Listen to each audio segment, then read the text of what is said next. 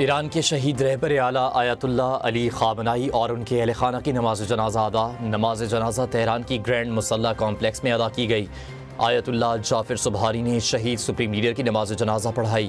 نماز جنازہ میں ایرانی صدر مسعود پزشکیان، اسپیکر باقر غالباف، حکومتی شخصیات، 100 ملکوں کے وفود سمیت لاکھوں افراد کی شرکت۔ نماز جنازہ میں رقت آمیز مناظر، ہر آنکھ اشکبار۔ تہران میں فضا سوگوار۔ پیر کو صبح جنازے کا مرکزی جلوس تہران سے قم جائے گا۔ شہید کے جسد خاکی کو عراقی شہر نجف اور کربلا لے جایا جائے گا۔ کل ایران میں عام تعطیل۔ 8 جولائی کو یوم سوگ منایا جائے گا۔ شہید سپریم لیڈر کو 9 جولائی کو مشہد میں سپرد خاک کیا جائے گا۔ ایرانی میڈیا کے مطابق علی خامنائی اور ان کے اہل خانہ کی نماز جنازہ قم میں ناصر مکارم شیرازی اور مشہد میں حسین نوری ہمدانی پڑھائیں گے۔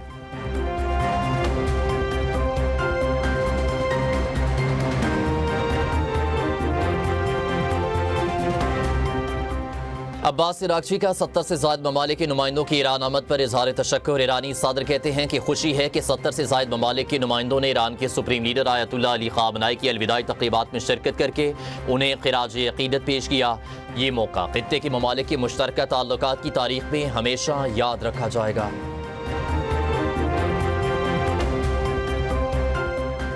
وزیر اعظم شہباز شریف کی امریکی قیادت اور عوام کو یوم آزادی پر مبارکباد۔ جنوبی ایشیا میں امن کے لیے صدر ٹرمپ کے کردار کی تعریف۔ ایکس پر بیان میں کہا، ہم پاکستان اور امریکہ روشن اور امید افزا مستقبل کی جانب بڑھ رہے ہیں۔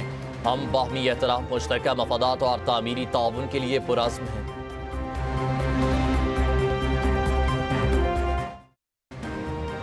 کیپٹن کرنل شیر خان شہید نشان حیدر کا 27واں یوم شہادت۔ صدر، وزیر اعظم اور عسکری قیادت کا خراج عقیدت۔ کیپٹن کرنل شیر خان شہید کی جرأت اور بہادری کو قوم کا سلام۔ شہید قومی ہیرو کے مزار پر پھولوں کی چادر چڑھائی گئی۔ پاک فوج کے چاق و چوبند دستے نے سلامی پیش کی۔ وزیر اعظم نے کارگل کے ہیرو کو خراج عقیدت پیش کرتے ہوئے کہا، کرنل شیر خان شہید کی لازوال قربانی پاکستان کی عسکری تاریخ کا درخشاں باب ہے۔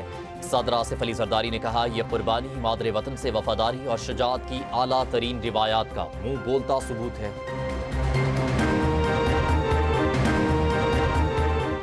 پاکستان اور ترکیہ کا تجارت، سرمایہ کاری، توانائی، معدنیات اور IT میں تعاون بڑھانے پر اتفاق۔ باہمی تجارت کا حجم 5 ارب ڈالر تک پہنچانے کے عزم کا اعادہ۔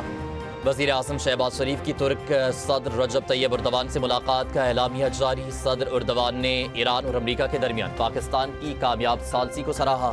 خطے میں پائیدار امن کے لیے سفارتی تعاون جاری رکھنے پر اتفاق۔ وزیر اعظم نے صدر اردوان کو پاکستان کے سرکاری دورے کی دعوت دی۔ Turkey's success is Pakistan's success. Pakistan's progress is Turkey's progress. As Maulana Rumi so beautifully reminded us, the lamps are different, but the light is the same. Though we speak different languages and live in different lands, the light that guides the people of Pakistan and Turkey is the same. Pakistan اور ترکیہ دو دل اور ایک جان ہیں۔ جنگ ہو یا زلزلہ، قدرتی آفات ہوں یا سیلاب، ترکیہ نے ہمیشہ پاکستان کا ساتھ دیا۔ وزیر اعظم شہباز شریف کی ترک صدر کے ہمراہ مشترکہ پریس کانفرنس۔ کہا، قبرص کے مسئلے پر ترکیہ کے موقف کی حمایت کرتے ہیں۔ ترک صدر رجب طیب اردوان نے کہا، پاکستان میں سرمایہ کاری کے لیے بزنس کمیونٹی کی حوصلہ افزائی کریں گے۔ پاکستان اور ترکیہ خوشحال مستقبل کے لیے مل کر آگے بڑھتے رہیں گے۔ عالمی امن کے لیے اسلام آباد مفاہمتی یادداشت انتہائی اہم ہے۔ صدر رجب طیب اردوان کی حمایت سے پاکستان کو ثالثی کا کردار ملا۔ یہ ایک نہایت کٹھن سفارتی مشن تھا۔ اللہ تعالیٰ کے فضل سے جنگ بندی ممکن ہوئی۔ وزیر اعظم شہباز شریف کا ترکیہ میں B2B کانفرنس سے خطاب۔ کہا، فیلڈ مارشل ایرانی اور امریکی قیادت سے مسلسل رابطے میں رہے۔ تمام مشکلات کے باوجود اب تک معاملات بہتر انداز میں آگے بڑھ رہے ہیں۔ ترکیہ کے تجربات اور کامیابیوں سے استفادہ چاہتے ہیں۔ بھارت نے جنگ مسلط کی تو اپنی خود مختاری اور وقار کا دفاع کیا۔ فیلڈ مارشل کی قیادت میں افواج پاکستان نے دشمن کو وہ جواب دیا جو تاریخ کا حصہ ہے۔ مشکل وقت میں ترکیہ، سعودی عرب اور دوست ممالک نے پاکستان کے موقف کی حمایت کی۔ پاک ترک قیادت اور عوام کے درمیان اعتماد کا رشتہ ہمارا اثاثہ ہے۔ دونوں ممالک کو اپنی عوام کے روشن مستقبل کے لیے مل کر آگے بڑھنا ہوگا۔ نائب وزیر اعظم اسحاق ڈار کا ترکیہ میں B2B کانفرنس سے خطاب. کہا ہم تجارت اور سرمایہ کاری میں اضافے کے لیے رکاوٹیں دور کرنے کے لیے پرعزم ہیں. نائب وزیر اعظم اسحاق ڈار کی ترکیہ کی معروف کمپنی اویاک کے CEO سے ملاقات. اسٹریٹجک اقتصادی شراکت داری کے نئے مواقع تلاش کرنے پر اتفاق.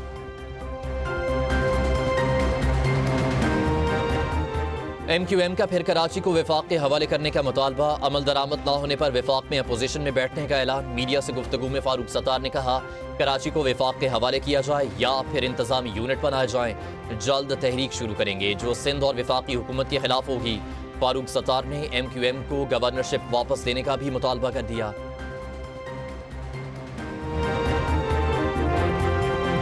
سندھ کے عوام نے پیپلز پارٹی کو واضح مینڈیٹ دیا. یہ کسی پریس کانفرنس، دھمکی یا سیاسی بلیک میلنگ سے تبدیل نہیں ہو سکتا. سندھ کے سینئر وزیر شرجیل انعام میمن کا متحدہ رہنما کی پریس کانفرنس پر رد عمل. کہا MQM عوام کا اعتماد کھو چکی. کراچی وفاق کے حوالے کرنے کی بات وفاقی ڈھانچے کے خلاف مذموم سازش ہے.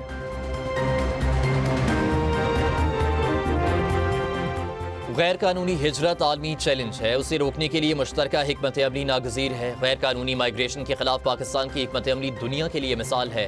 وزیر اعظم اور وزیر داخلہ کی حکمت عملی سے غیر قانونی مائیگریشن میں 47% کمی آئی. وزیر مملکت داخلہ طلال چودھری کی مائیگرنٹ سمگلنگ مخالف عالمی اجلاس میں شرکت. کہا قانونی ہجرت کے مواقع بڑھانا وقت کی اہم ضرورت ہے. ٹیکنالوجی، انٹیلیجنس شیئرنگ اور مشترکہ حکمت عملی ہی انسانی سمگلنگ کا حل ہے. پنجاب صحت اور آبادی کی ڈیجیٹل میپنگ کرنے والا ملک کا پہلا صوبہ بن گیا. وزیر اعلیٰ کی زیر صدارت ہیلتھ پاپولیشن ڈپارٹمنٹ کا اجلاس. مریم نواز نے کہا مستند ڈیجیٹل ڈیٹا ہی مؤثر پالیسی سازی کی بنیاد ہے. اجلاس میں دل کے مریضوں کے لیے دسمبر تک 16 اضلاع میں کارڈیک کیتھ لیبز فعال کرنے کی ہدایت. وزیر اعلیٰ خیبر پختونخوا کا کوئٹہ بس حادثے کی متاثرین کے لیے امدادی پیکج کا اعلان. جاں بحق افراد کے لواحقین کو 20 لاکھ روپے جبکہ زخمیوں کو 10 لاکھ روپے مالی امداد دی جائے گی. وزیر اعلیٰ سہیل آفریدی کا مالکن ڈویژن میں دہشت گردوں اور منشیات فروشوں کے خلاف بلا امتیاز کارروائیوں کا حکم. وزیر اعلیٰ کی مسائل کے حل کے لیے کھلی کچہریاں لگانے کی بھی ہدایت.